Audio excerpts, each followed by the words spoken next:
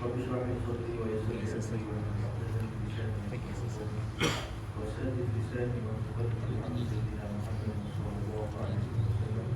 اللهم ارنا الحق حقا وارزقنا اتباعه وارنا الباطل باطلا وارزقنا اجتنابه برحمتك يا ارحم الراحمين. سبحانك لا علم لنا الا ما علمتنا انك انت العليم الحكيم ولا حول ولا قوه الا بالله العلي العظيم. اما بعد، السلام عليكم ورحمه الله وبركاته. الحمد لله kama nasbih kepada Allah Subhanahu wa taala atas segala nikmat dan kurniaan daripadanya. Seterusnya salawat dan salam atas junjungan besar Nabi Muhammad sallallahu alaihi wasallam dan atas keluarga baginda dan para sahabat baginda serta pengikut-pengikut baginda sehinggalah ke hari kebangkitan. Baik. Ada pertanyaan? Hey. Baik. Jadi tajuk pada malam ini ialah perbahasan tentang haid. Baik, jadi sebelum itu untuk sempurnakan faedah pemahaman pada masalah sebelum ini, perkara-perkara yang membatalkan tayamum. Perkara yang membatalkan tayamum jelas. Di sini sebut ada 1, 2, 3, 4, 5, 6. Jadi ada 6 perkara yang boleh membatalkan tayamum. Yang pertama sekali hadas, dan yang kedua al-riddah, iaitu na'udzubillah keluar dari Islam. Dan yang ketiga wa tawahhumil ma' kharij as-salah, iaitu waham, iaitu menyangka ada air tapi sebelum masuk solat. Lepas dia tayamum, lepas dia tayamum sebelum dia solat, tiba-tiba berlaku perkara yang menyebabkan dia sangka ada air. Itu membatalkan tayamum dia. Walaupun lepas tu dia cari air tak dapat. Ya. Jadi kalau dia contoh ada burung berterbangan, lepas tu burung tu hinggap di bawah pokok ke di mana-mana, sehingga dia kalau tengok burung tersebut, kumpulan burung tu nampak macam burung ni minum air di suatu tempat lah. Jadi dia menyangka ada air. Batal tayamum dia. Lepas tu walaupun lepas tu dia pergi tengok bukan air burung tu minum, rupanya burung tu makan bangkai. Jadi batal balik tayamum balik. Ya, itu yang ketiga sebelum masuk solat. Adapun kalau dia sudah masuk solat, sempurna rok daripada takbiratul ihram, Allahu Akbar, sempurna sahaja rok, dikira masuk dalam sembahyang. Tiba-tiba dalam sembahyang berlaku perkara yang menyebabkan dia sangka ada air. Dia sembahyang tepi pintu surau pula tepi jalan. Dia sembahyang Allahu Akbar, Bismillahirrahmanirrahim. Tiba lori, lepas tu kat tepi lori tu dia macam ada poster gambar air. Jadi kalau tengok tu, dia menyangka ada air dalam lori tu. Batal tak sembahyang dia? Jawapan dia tak batal. Sebab menyangka ada air ni, dia hanya membatalkan tayamum sebelum masuk solat. Kalau dah masuk dalam solat, sangkaan-sangkaan tu tak dikira. Tak dikira. Biarkan sahaja permainan sangkaan. Lalulah berapa banyak benda yang boleh menyangkakan ada air, tak ada masalah. Tak ada masalah. Tidak dikira sangkaan. Maka dia punya tayamum sah, solat dia diteruskan. Baik. Yang tiga, wal ilmu biwujudil, yang keempat, wal ilmu biwujudil ma'. Dia mengetahui ada air, dia bukan sangka. Ini dia tahu ada air. Dia tahu ada air. Sebab dia dengan cara melihat. Lepas tayamum, sebelum nak masuk solat, memang air ada. Orang hantar air 4 botol, dia letak kat depan rumah dia. Ya Allah, dia lambat nak datang air. Sebelum sembahyang ke, ataupun dah masuk dalam sembahyang, dia dah masuk dalam sembahyang, Allahu Akbar, tapi berlaku yakinnya ada air. Contoh memang dia nampak lori tu sampai, pakak bawa keluar air 4-5 kotak tak dalam tempat masjid, depan surau. untuk bergalan orang nak ambil wudu. Solat dia apa? Tapi kita akan baca dengan syarat solat. Kalau dah masuk dalam solat, ini masalah yang keempat iaitu yakin ada air. Sebelum solat jelas batal tayamum, tapi kalau dah masuk dalam solat yakin ada air, jawapannya batal solat betul, tapi solat yang perlu diganti. Ya, ada orang tayamum dan dia solat dia perlu diganti balik sebab dia tayamum di tempat kebiasaan ada air. Macam kita kat Malaysia, semua tempat biasa ada air. Jadi kalau dah masuk dalam solat tu tiba nampak air, yakin nampak air, dia membatalkan solatnya sebab tayamum telah pun berbatal. Solat dia perlu diulang. Tapi kalau dalam situasi keempat ni, yakin nampak ada air tapi solat tu tak perlu diulang, maka solat tetap tak batal walaupun yakin ada air di depan mata. Contoh, dia duduk di tempat yang kebiasaan tak ada air. Contoh dalam hutan, di tepi-tepi bukit bukau, ya. Kemudian ataupun di mana-mana negara yang biasa tak ada air, so ikut tempat tu lah. Bukan ikut negara, semua ikut tempat dia, kampung yang dia duduk. Jadi dia solat. Ketika solat orang hantar air 4 botol. Memang jelas nampak. Tengok solat dia batal ke tidak. Dalam hal ini solat dia, astagfirullah, tengok solat dia perlu diulang ataupun jawapan dia solat dia pada hal ini tak perlu diulang sebab dia tayamum di tempat biasa tak ada. Maka bila walaupun yakin ada air melihat depan mata dia, tetap dia teruskan solat dalam keadaan yang sah. Okay, jelas. Kemudian yang yang kelima, wal qudratu ala zamanihi, iaitu dia jadi mampu untuk mendapatkan air sebab dah ada duit. Ya, sebelum ni dia tayamum sebab tak ada air, nak beli pun tak ada duit. Kawan kita tu jual mahal sangat, satu botol kecil ni mungkin sampai RM5. Jadi dia pun tak payah beli, dah tak mampu. Dia pergi tayamum. Ya, sebelum dia tayamum, lepas dia tayamum, sebelum dia masuk solat, tiba-tiba kawan tu kata tak apalah, disebabkan awak kawan saya jual lah RM1. Jadi dia mampu untuk beli air sebelum dia masuk solat, batal tayamum. Dalam bukan RM5 dia pun. Ataupun dah masuk dalam solat. Ini gambaran kedua. Lepas dia tayamum sebab tak mampu beli air, dia tayamum, dia masuk dalam solat. Allahu Akbar. Tiba kawan tu kata, "Oi, Mat, tak maaf lah, aku ingatkan kau beli air sebab dia guna sebab nak solat ni." Aduh, tak apalah, aku kurangkan sikit harga. Tadi RM5, dia menjerit di tengah kedai. Orang tengah sembahyang. Tak apalah, dia jual RM2 lah. Dia tengah sembahyang, cuma RM2 pula air. Kurang harga. Jadi macam mana? Lihat kepada situasi macam saya sebut tadi dalam masalah sebelum ni. Kalau solat dia perlu diganti, maka batal solat. Pergi beli air RM2. Tapi kalau solat dia tak perlu diulang lagi sebab dia di tempat yang kebiasaan tak ada, maka teruskan solat. Tak apa?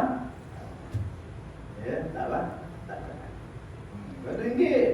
Dia beli RM2, sikit setengah. Dia 90 sen. Hukum mengatakan tetap sah solat. Ya. Ini yang kelima. Yang keenam apa dia? Wa zawalul illatil mubihah. Wa zawalul illah al-mubihah. Apa dia? Sembuh daripada sakit. Tadi dia tayamum sebab apa? Dia tayamum sebab sakit. Tangan dia patah ataupun ada luka. Tangan patah ataupun ada luka. Sehingga tempat yang luka, tempat yang ditutup itu tak kena air lah sebab sakit. Jadi digantikan dengan tayamum. Dia pun tayamum lah, Masya Allah. Tayamum selesai semua. Sebelum dia solat, tengok-tengok dah sembuh sakit dia. Tadi sakit sebab apa? Kalau kena air dia akan mengibar sakit. Lepas dia tayamum, dia nak solat. Contoh mungkin dia solat agak lewat, ya, dia solat mungkin lepas sejam kan, lepas tayamum sembang dua tu semua, lepas sejam ataupun aturkan bilik, cantikkan bilik, lepas sejam tengok, wah macam tak tahu apa, mungkin rasa dah sembuh ni. Ya, kalau dah sembuh penyakit tu, batal tayamum dia. Batal tayamum dia batal. Tu kalau batal tayamum, tadi kan saya wuduk dengan tayamum. Yang batal tayamum dia. Lepas tu saya nak buat apa sekarang ni? Dia kata okey, batal tayamum. Tapi saya dah wuduk tadi. Tempat ni je ganti tayamum, lain okey. Tayamum awak dah batal, tadi sebagai ganti kan. Jadi tempat ni perlu dibasuh dengan air. Wuduk tak batal tadi kan? Wuduk tak batal. Yang batalnya tayamum. Okey, tayamum ganti kat tadi sini. Okey, sini luka. Tak apa. Basuhkan dengan air. Lepas tu teruskan basuh dengan air anggota selepas tempat luka, iaitu sapu kepala dan basuh kaki tadi. Ternyata anggota setelah tempat luka ni tak sah sebab dah ya, itu kalau sebelum solat. Kalau dalam solat, bismillahirrahmanirrahim, mungkin dia dah rasa khusyuk nak bertaubat, sebelum tak bertaubat, ya, masuk solat khusyuk, bertaubat apa semua, Allah kurniakan kesembuhan yang segera. Ya, lepas tu hilang terus, masya-Allah. Ya, parut pun tak ada. Ada ajib. Ya, ini kepelikan yang berlaku. Jadi kata, macam mana sekarang ni? Kalau dia tahu hukum, pernah belajar yang Qutun Nafi sebelum ni. Dia luka dah hilang dalam solat ni. Hukum solat dia tengok pada situasi solat. Kalau solat dia tak perlu diganti, maka teruskan solat. Tapi kalau solat dia perlu diganti, batal solat dia. Pergi selesaikan, wuduk kembali macam saya sebut tadi, basuh sapu tempat yang luka dan sapu balik kepala, basuh balik kaki anggota setelah tempat luka itu, masuk balik dalam solat. Itulah dia kesimpulan bagi perkara-perkara yang membatalkan tayamum. Jelas. Kita masuk pula kepada perbahasan haid, ya, darah perempuan. Perbahasan darah perempuan. Baik. Kemudian satu lagi sebelum kita masuk pada perbahasan darah perempuan, iaitu masalah jabirah. Masalah apa? Jabirah.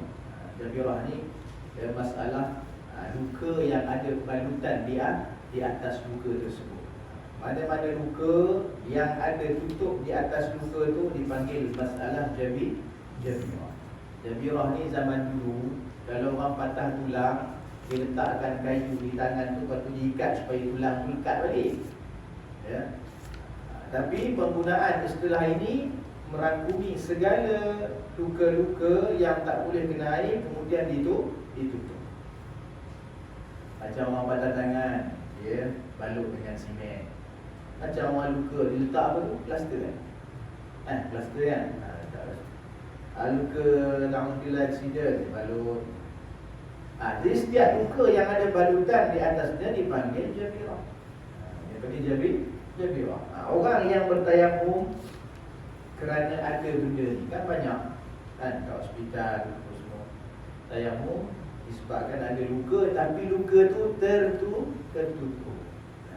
Nak buka tak boleh, takut datang pula penyakit lain ataupun lambat sembuh. Jadi tak perlu buka lah. Jadi untuk macam biasa lah. Ya, anggota yang sihat tu basuh macam biasa, basuh muka macam biasa, ya, dan basuh tangan pun macam biasa.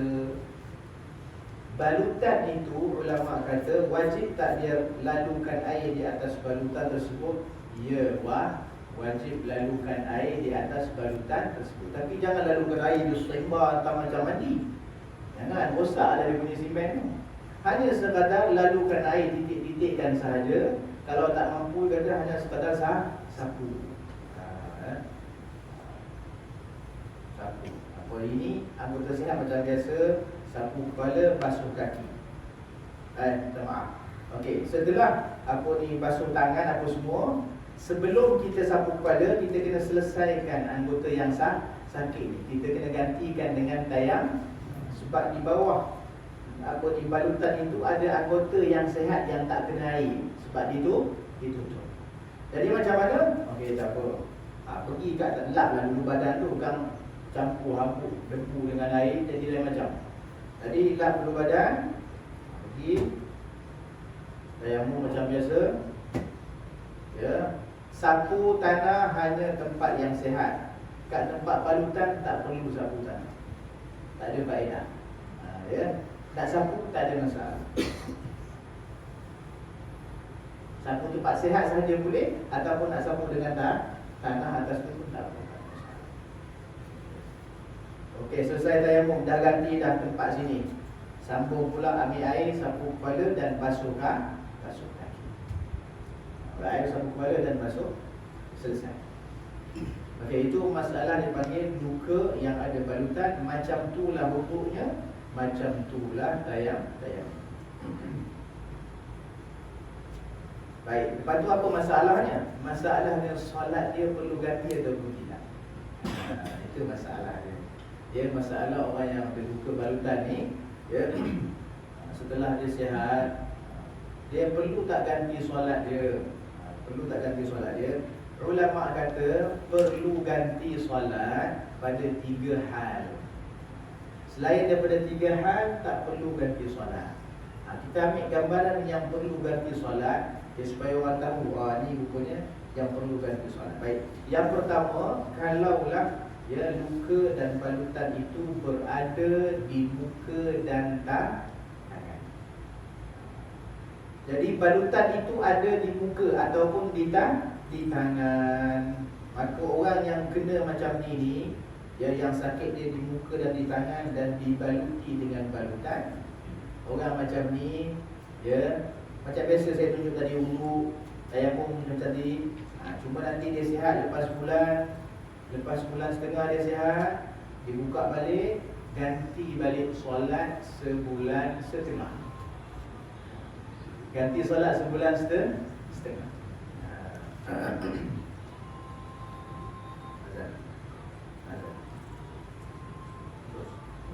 Baik. Hal yang kedua yang perlu diganti, ya, hal yang kedua, kalau luka itu di selain muka dan tangan. Tadi luka kat mana? Muka dan tangan. Okey, jelas. Itu memang kena ganti, tak ada apa-apa perbahasan di situ. Yang kedua, kalau luka itu berada di selain muka dan tangan, tapi masih tempat tu wajib dibasuh ketika wudu. Contoh kat mana? Kat kaki, betul? Kat kaki je lah. Kalau kat perut tak payah. Perut nak wudu je kan? Ya. Di selain muka dan tangan, tapi masih wajib dibasuh tempat tu. Contoh apa? Kaki lah. Kita ambil kan? Kaki. Okey. Kaki dibalut. Alhamdulillah, sebab patah ataupun sebab dipotong kencing manis ke apa. Baik. Jadi, makan masa ya. Okey, kalau luka di selain muka dan tangan, kita kena lihat solat dia wajib ganti ke tidak. Okey, kita kena lihat. Ya, kalau balutan itu, dia balutan luka tu, balutan tu dia mengambil kadar kawasan banyak dia ambil, bahagian yang banyak. Padahal luka sikit je. Tapi doktor balut, kat situ dia balut, kanan situ dia ambil kiri lagi. Jadi banyak kawasan yang sihat terbalut sekali dengan kawasan yang tak sihat. Dia terbalut lebih pula tu. Patutnya kecil dah sikit, dia buat lebih. Habis satu kaki dia buat balut. Padahal luka tu kecil, kena pisau je pun. Kena pisau terbelah kat situ. Dia terbelah atas kaki tu. Balut, orang kata apa? Kadar kata tak lebih setengah jari ni dia punya lebar. Cukup dah. Tapi dia ambil satu kaki, dia ambil kan? Ya, ataupun setengah kaki. Itu dah melebih. Ya, kalau buat macam tu, solat dia perlu diganti. Berapa lama bang sakit? Oh, saya kena balut ni lebih kurang seminggu.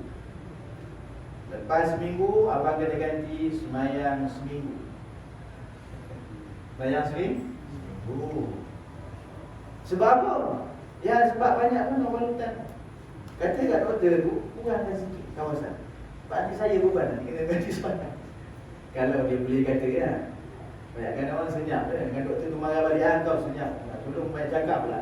Tak bayar kerajaan. Banyak ya. Tak apalah, ikut dia, tak ada masalah. Ya, sebab dia kata diperlukan. Tapi terlebih sangat. Terlebih. Okey, baik. Kalau balutan itu tadi lebih maka kena ulang. Kalau balutan itu tak lebih, dia hanya mengambil bahagian yang diperlukan sahaja, tak mele. Mana ada kalau luka kat sini, orang balut tepat-tepat atas luka, tak ambil sebahagian yang sihat. Ada? Mana ada? Mesti dia kena ambil sebahagian yang sedikit supaya lengkap balutan itu, boleh nak selit sana selit sini.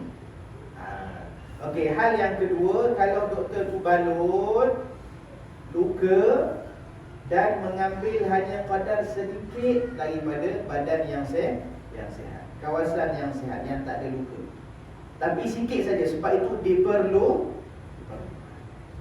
Kalau macam ni, kena ingat, balutan itu kalau dibalut selepas dia bersuci, maka tak perlu kan. Kalau dibalut lepas tu baru nak bersuci untuk solat, wajib kan? Boleh jelas macam ni? Okey, saya ulang balik, tak apa, sebab ni diperlukan. Kalau masalah luka yang berbalut, kita lihat kalau balutan itu berada di muka dan di tangan, tangan tu masuk jari apa semula, maka wajib kena ulang solat secara itlaq. Sakit maka masa sebulan, 2 bulan, ya, lepas sihat nanti ganti balik solat 2 bulan. Kalau luka itu berada di selain muka dan tangan, tapi di anggota yang masih wajib dicuci, contohnya dibasuh. Contohnya kat kaki, kita bagi contoh yang senang. Di kaki, tempat lain pun boleh, tapi dalam bab mandi wajib. Di kaki contohnya. Kita lihat kepada balutan. Kalau balutan itu terlebih sangat, sepatutnya sikit je ambil bahagian yang sihat, tapi terlebih ya, terlebih sangat, maka kita apa kata? Awak pun wajibkan ganti solat. Berapa sakit berapa masa? Seminggu. Lepas seminggu ganti solat seminggu. Satu. Yang ketiga pula, hal dibalut luka itu, tapi dia hanya mengambil kadar istimsad, kadar yang diperlukan sahaja, tak terlebih. Wajib ulang solat tak? Kalau dia balut itu sebelum bersuci, wajib ulang solat. Macam kat hospital kan, nak balut tangan, doktor akan balut je. Doktor tak tanya, sekarang awak nak bangun suci ke tak nak suci, nak terus balut. Ini alim doktor ni, balik jawab ke doktor? Tak payah tanya kan. Ya, doktor kata awak nak suci dulu ke tak nak? Nak suci dulu, pergi suci dulu. Dan tadi tengok korban nak awak nanti kena ganti solat. Pergi bangun suci dulu, ambil wudu. Suci tu maksudnya ambil wudu dulu awal-awal lagi lah. Waktu solat lama lagi tu. Solat zuhur mungkin lagi 2 jam. Doktor nak balut pukul 10. Kita tahu doktor, dia sayang wudu dulu.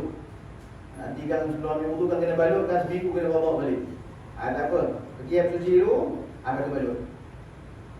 Ambil kadar yang diperlukan. Jadi dia ni lepas sihat tak perlu kan? Ya, makan masa sakit dia sebulan, 2 bulan, lepas sihat alhamdulillah, solat dia berlalu dalam keadaan yang sahih, tak perlu. Tapi kalau dia balut sebelum bersuci, ini masalah.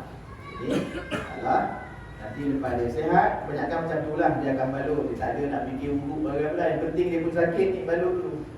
Balut. Lepas tu nanti baru masuk waktu, barulah nak ambil wudu, nak tayamum. Jadi solat dia nanti perlu diganti selepas sihat. Itu saja yang perlu diganti. Kalau ada orang sakit berbalut macam tu lah, hasil dia 3 masalah perlu diganti. Kalau tak ada dalam 3 ni, jangan sembang ganti atau tak. Memang tak ada ganti. Memang tak ada kan? Okey, baik. Tapi ya, kalau kita tengok situasi setengah sakit tu memang lama masa. 5 bulan, 8 bulan, setahun. Lepas sakit habis semua, ganti solat setahun. Ya Allah, sakit tadi. Takut dia kembali sakit. Kalau kita nak beritahu hukum, dia takut dia sakit balik. Ataupun kadang-kadang manusia yang jauh daripada agama, dia kata, ganti. Atas solat dia okey ya tu. Ganti. Ya. Dia membantah pula. Kita tak beritahu ni dah hukumnya. Dari waktu dah kita senyap lah sayang. Lepas tu, dosa ni. Dosa tak? Tak nak ganti. Takut dia berdosa. Jadi macam ni kita nak letakkan dia emosi tak ada dosa? Bagi tahu satu pandangan. Pandangan Al-Imam An-Nawawi. 3 situasi yang saya sebut kena ganti tadi, itulah pandangan yang kuat. Itulah kalau nak belajar, kita kena sebut macam tu. Bagi tahu orang, sebut macam tu.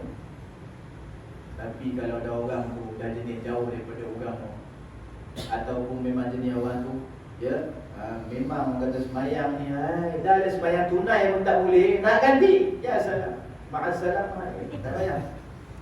Ya, kalau ada orang jenis macam tu, kita kesian ada kesian. Jadi ambil pandangan ulama yang senang sikit, bagi kat dia. Ya, ataupun tak payah sebut, kita tahu sendiri dah dia tak dosa. Pandangan Imam Nawawi kata dalam 3 situasi ni tak perlu diganti. Khalas. Ya. Kita yang dah belajar jangan pakai pandangan tu. Sebab kita kena, orang kata, bebankan diri dengan takdir. Ni nak bagi siapa ni? Dia bagi orang-orang yang macam tadi sifat. Jangan kita pun ikut juga. Jangan kita pun kata. Kita dah orang kata dah rajin solat kalau dah kan. Tak payah ikut pandangan ni.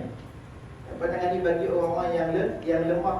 Seperti mana ulama jelaskan dalam kitab-kitab mereka, pandangan ini hanya sesuai bagi mereka-mereka yang lemah dalam agama ataupun lemah fizikal daripada nak menggantikan. Sebab kadang-kadang sakit tu setahun, waktu nak kena ganti solat setahun pula. Ya Allah, dia fikir jadi serabut otak dia, sampai kerja rumah pun tak siap, dia sampai anak pun tak teratur, dan sampai suami pun dihumban. Jadi dia orang kata stres. Tak kalau macam tu lah kelas. Dia nanti ikut pandangan Nawawi yang selamat. Dia tak bodoh, tak bodoh. Jelas. Dia masuk perbahasan tentang haid sedikit. Ya, dah teruskan. Baik, iaitu al-haid. Itu darah wanita. Darah wanita pun diperbahaskan juga. Di dalam kitab ini supaya mereka mengetahui. Kerana darah ni memang menghalang perempuan daripada solat. Darah ni memang menghalang perempuan daripada solat. Tapi darah yang bernama haid ataupun nifas.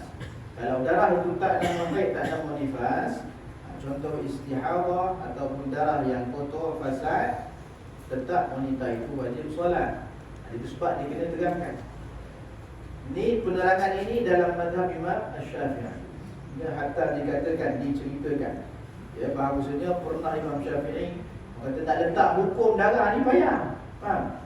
Sebab darah ni wanita punya, bukan lelaki. Kalau lelaki ya, kita boleh kawal sembang-sembang, tulis hukum dalam kitab. Ini wanita, bukan boleh sembang macam tu, ada dah tidak. Tak sembang wanita malam 2-3 orang yang ada perempuan dia. Yang lain, takkan 2-3 orang kita tahu darah, tak dalam kitab. Ia hukum umum, mana boleh macam tu. Ya, ini kena buat istiqra', kajian. Wanita zaman Imam Syafi'i buat kajian sendiri. Macam mana buat kajian? Tanya ke? Bukan tanya dulu, kahwin dulu. Ya, sehingga dikatakan 100 orang Imam Syafi'i berkahwin. Bukan untuk nak buat apa? Untuk nak buat kajian, untuk menetapkan hukum darah wanita. Berapa darah haid paling sedikit? Berapa darah haid paling banyak yang datang? Ya, suci di antara 2 darah berapa paling sikit? Jadi dia nak mentahqiqkan benda ni, dia kena buat kajian. Mana boleh pakai sedap, boleh hukum dalam kertas, lepas tu dah sebarkan. Tak boleh. Buat kajian. Jadi tak sampai kajian tu tak sempurna, melainkan dia menikah dulu. Nak tanya macam tu malu lah. Nak tanya macam tu malu lah. Jadi menikah sampai diceritakan 100 orang wanita. Banyak. Dia menikah. Kerana Masya Allah, ihtimamnya mengambil beratnya tentang umat. Allah dah rezekikan pada Imam Syafi'i otak yang ketiga, ilmu yang banyak, boleh berijtihad atas Al-Quran dan Sunnah, maka dia gunakan itu untuk agama. Guna. Imam Syafi'i ini, dia baring dia, faham, tak tidur malam. Baring dia memikirkan sebuah hadis sahaja boleh mengeluarkan 70 hukum satu malam. 70 hukum satu malam sahaja. Hadis pendek saja. Kalau kita baca hadis tu pun, kadang-kadang satu hukum tak reti nak keluarkan. Ya. Hadis pendek saja. Jadi satu malam saja boleh keluarkan 70 hukum satu malam. Kalau Imam Syafi'i hidup 54 tahun. 54 tahun. Tapi mazhabnya Masya Allah tersebar seluruh dunia. Dia subhanallah berkahwin sehingga dapat sempurna kajian beliau, dan beliau tulis, ya, dalam kitab-kitab beliau. Inilah sampai kepada kita. Inilah kajian Imam Syafi'i. Jangan kata pula mana dalil Al-Quran wa Sunnah. Haid, yom, walailah, baca sikit Al-Quran. Faham bala? Mana ada?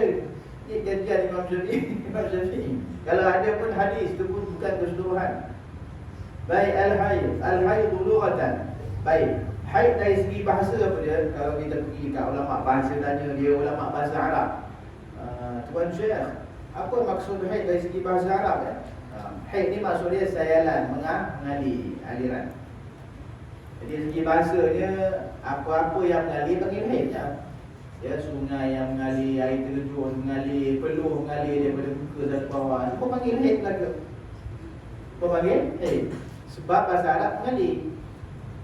Tapi haid yang dikehendaki dalam istilah syarak bukan mengalir je. Tak. Apa dia? Wa syara'an damu jibillah, ialah suatu darah tabiat. Darah ni tabiat, memang difitrahkan. Ya, perempuan tu mesti ada darah. Itu kebiasaan. Darah haid. Yang kedua, darah nifas. Nifas apa pula? Wan nifas huwa dam al-kharij 'aqiba al-wiladah. Ni darah nifas pun kena tahu juga. Dia darah nifas ni apa dia? Darah nifas ni darah yang keluar setelah selesai beranak. Itu darah nifas. Kan darah yang keluar setelah selesai beranak. Maksudnya kalau belum selesai beranak tu, ataupun belum beranak lagi dah keluar darah, ketika beranak belum keluar anak keseluruhan dah keluar darah, darah itu confirm bukan nifas. Bukan ni, dia kena selesai kosong rahim wanita daripada anak. Kalau ada 5 kembar, 5 kena keluar. Keluar satu, darah keluar. Tu bukan darah nifas, confirm. Keluar yang kedua pula, keluar lagi darah, bukan nifas. Weh, dah 2 belti ni, bukan darah nifas, bukan. Keluar yang ketiga, 1 belti setengah. Contoh kita kata, bukan darah nifas lagi, bukan.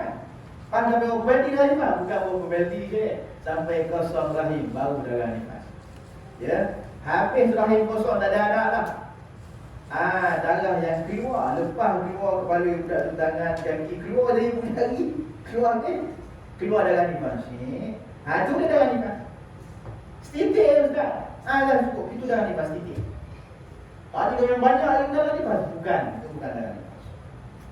Setitik itulah darah nifas. Ya. Baik, dan darah nifas ni berterusan akan disebut oleh pengarang. Ada pun darah yang keluar sebelum selesai beranak, bukan darah nifas. Darah apa dia? Kebiasaan itu darah kotor, dan boleh juga jadi darah haid. Boleh juga jadi darah haid kalau cukup syarat. Itu dari segi perbahasan ilmiahnya. Ya. Tapi kesemuanya, nifas ke, haid ke, kesemuanya mewajibkan ya. Nanti lepas dah ambil pantang apa semua, nifas pun tak ada apa semua, mandi. Ya. Kalau betul ada darah selain nifas, iaitu haid, mandi dengan 2 ni 2 niat. Saja aku mandi dah 3 niat. Saja aku mandi wajib kerana nifas, haid dan beranak. Mandi. Kebiasaan 2 saja, nifas dengan beranak. Dah habis pandang, mandi. Aku mandi dia disebabkan nak berangkat apa ni, hadas, nifas dan beranak. Tak nak cakap panjang-panjang, cakap pendek pun tak apa. Saja aku mandi wajib kerana Allah Ta'ala, dah cukup. Aku mandi wajib kerana Allah Ta'ala, dah cukup. Apa yang wajib dia mandi yang kita. Ya.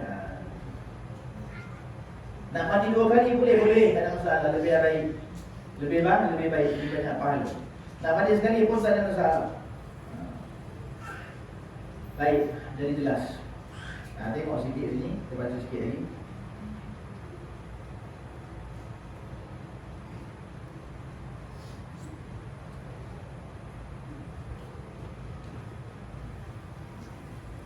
Yaitu awal waktu imkanil haid wa ghalibuhu wa akhiruhu. Okey, awal waktu yang apabila keluar darah boleh dikatakan darah tu nifas. Bila waktu tu? Budak perempuan tu umur berapa? Yang mana kalau keluar darah dikatakan nifas.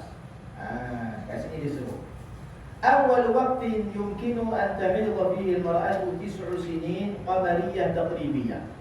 Awal waktu yang mana kalau dilihat darah keluar daripadanya boleh dikatakan haid apabila perempuan itu sudah berumur 9 tahun ataupun 8 tahun nak cukup 9, nak sampai ke 9 tahun tu lagi 15 hari. Kalau keluar darah pada waktu tu, confirm itu haid. Contoh, tanya dia ni umur berapa tahun ni? Umur 8 tahun, nak masuk 9 lah. Nak masuk 9 berapa hari lagi? Lagi dah 10 hari lagi. Ini darah haid. Darah haid. Dah balik. Lepas ni solat zuhur wajib. Jangan tinggal. Kalau tinggal awak dosa. Bukan mak awak tanggung lah. Ya, dah jawab pun, jadul. Kita tengok budak dia jadul lah. Mentor kecil. Dah tanya sebanyak. Kemungkinan dia balik. Kemungkinan dia balik. Tengok budak dia 3. Ya, dah 9 tahun dah. Kadang-kadang dia balik pun. Pergi sekolah wajib tutup aurat, pakai tutup semua sempurna. Ya. Semalam baru dia jadul kawan dengan kawan lelaki main guli sekali, main bola. Dah hari ni dah pergi tutup sempurna hijab. Habis dah? Dah balik tu cik. Dah balik. Walaupun baru dah jadi 3. Ya. Keluar saja darah masa yang betul iaitu 9 tahun tepat ataupun lebih, jelaslah. Ataupun sudah 9 tahun tapi nak cukup lagi 15 hari, 15 hari setengah. Yang penting tak sampai 16 hari. Darah yang keluar dikatakan haid. Apabila keluar dari darah haid, hukum dia balik. Wajib sembahyang. Kalau Ramadan wajib puasa Ramadan, besok hari ni puasa sebab tak balik. Hari kedua Ramadan balik dah puasa, ya Allah. Puasa Ramadan. Puasa Ramadan. Pergi sekolah pakai tu dulu, buat dia tak gumbuk sini gambuk sana. Ya. Pakai SKP ni, pakai kemegaman sikit. Jangan dapat gambuk, jangan nampak apa. Pakai kain yang angkat betis naik bas. Faham? Nak angkat betis. Dah tugas sekolah kursinya tinggi, angkat betis sekejap. Tak payah itu semua tu aurat dan tutup rapi. Sebab dah balik. Walaupun perangai macam budak-budak tapi dah balik kena ingat. Sembahyang wajib, puasa wajib, semua tu wajib. Sebab mak ayah dia kena tahulah. Kalau anak perempuan ni darah apa, dia dah luka tu, bukan darah luka ni. Tengok umur dulu. Tengok umur dulu. Darah yang keluar daripada kemaluan. Kalau darah keluar daripada kepala dia ada haid pula. Itu memang luka lah. Baik, qamariyah taqribiyah wa ghalibuhu. Tapi nak tahu ikut tarikh hijri lah. Nak tahu umur dia 9 tahun, ikut tarikh hijrah. Bukan ikut tarikh Masihi ya. Tarikh hijrah. Itu ukuran ya di dalam ilmu ataupun fiqh. Dia tak ikut tarikh Masihi. Dia ikut tarikh Masihi hanya beberapa masalah sahaja. Tapi yang ini kena ikut tarikh hijrah. Nak tahu dia umur 9 tahun, mengikut tarikh hijrah kena tahu 4 perkara. Apa dia? Pada kelahiran tu tahu 4 perkara. Yang pertama kena tahu bila tarikh dia lahir. Bulan berapa? Tahun berapa? Dan jam berapa? Ya, PM ke AM. Mana tahu? Dah saya dah tahu dah dia lahir hari Isnin. Hari pun kena tahu, hari pun kena tahu. Hari kena tahu kan? Yang pertama tahu tarikh. Tarikh tu maksudnya hari tu bulan apa ni tarikh dan bulan berapa lah. Tarikh lah tu. Hari kena tahu, setahun pun kena tahu dan jam pukul berapa? 4 ni. Kalau tahu 4, boleh tahu berapa tahun dia sekarang. Kalau tak ada, nanti confuse. Ya, jadi dia lahir 1 hari bulan 2 hari Isnin jam 10 AM. Ya, jam 10 AM tahun 2023. Ini contoh, saya bagi 2023 ni contoh. Kita pakai tarikh Masih 1444 Hijrah. Tak apa, takut pening masalah. Kita pakai bahasa Melayu terus. Tarikh Masih tu. Jadi bila dia balik bulan 1. 1 hari bulan 2 hari Isnin 10 pagi 2023. Dia balik berapa? Ingat dia balik umur berapa? Kalau dia keluar darah. Kalau nak cukup kali 4 tahun, dia 9 tahun mau bila dia punya tarikh? Dia 9 tahun 2040 32 cukup 9 tahun. Nak masuk 10 kan? Bukan cukup tau. Dia habis 9 tahun nak masuk 10. Dia masuk 9. Tak kan. Dia masuk 9, maksudnya 9 tahun tu. Ya betul, baru masuk 9. Baru masuk 9. Baru masuk 9. Dia masuk 9 tahun. 2000 apa tadi? 32. Jadi 1 hari bulan 2 jam 10 pagi hari Isnin 2032. Dia telah membalik umurnya 9 tahun. Kalau keluar darah dikatakan darah haid. Baik. Dan berapa kebiasaan datang darah haid? Perempuan umur berapa kebiasaan datang darah haid? Ya, kadang-kadang perempuan tak datang darah haid, dia balik ikut umur 15 tahun. Haid ke belum? Dah belum lagi. Jadi form tu tak solat lagi. Sebab tak keluar haid. Saya kata umur form tu 14 tahun. Saya tak balik lagi. Bila balik umur 15. Bawa dia form tu tak solat lagi. Tak. Absat, tinggal solat dah. Saya tak balik lagi. Oh, Masya Allah. Tak balik lagi. Memang ada, kalau ada memang tak apa lah. Nak buat macam mana? Jika tak satu tak solat lagi. Aurat pun tak tutup lagi. Tanya sebab apa ni? Tak balik lagi. Oh. Tapi pelik je tak balik. Tak keluar darah. Tak apa. Dia tak dosa. Sebab dia tak balik lagi. Tapi kebiasaannya dah balik. Dalam kitab disebut kebiasaan perempuan bila datang darah umur 20. Wa ghalibuhu 20 sana. Perempuan biasa datang darah ni umur 20. Betul ke? Umur 20 biasa datang. Umur 20 ni dah habis tahap dah. Oi, masya-Allah. Tapi dah balik awal lah umur 15. Dia balik form 3 umur 15. Cuma darah tak datang lagi. Datang umur 20. Bukan umur 20 bawa wajib solat tak. Balik umur 15 tu paling maksimum. Tak ada tambahan. Jadi masuk akal lah kalau kamu tak wajib solat lagi, masuk akal juga lah. Perempuan tak wajib solat lagi masuk akal. Baik, ini kebiasaan perempuan Arab Tihama. Perempuan Arab. Ya, tapi perempuan Melayu tak apa. Ya awal lagi. Baik, wala akhir wala. Lepas tu yang paling maksimum umur darah datang? Tak ada. Tak ada umur maksimum, tak ada. Berapa saja. Tapi maksimum baru datang darah tak ada.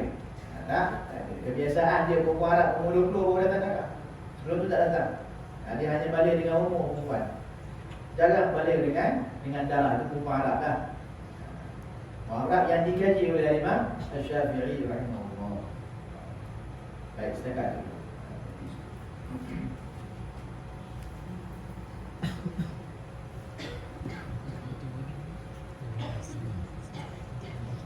InsyaAllah pada kuliah akan datang kita akan sambung ya. Sambung Walaupun pada rahim ya, sedikit ya, kebiasaan dan banyaknya. Dan apakah warna darah rahim ya, dan sifat-sifat yang berkaitan dengan darah rahim, insyaAllah kita kata. Mudah-mudahan yang berkaitan dengan Allah Subhanahu Wa Taala beri taufik dan hidayah yang kita amalkan dan sampai dan kebaikan dia, insyaAllah. Kita sudah dengan sebagai kafar dan subhanallah.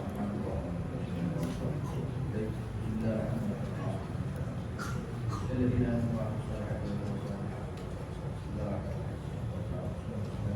على شكر أبي المسلم وعلى آله وصحبه أجمعين. اللهم صل على محمد وعلى آله وصحبه وسلم.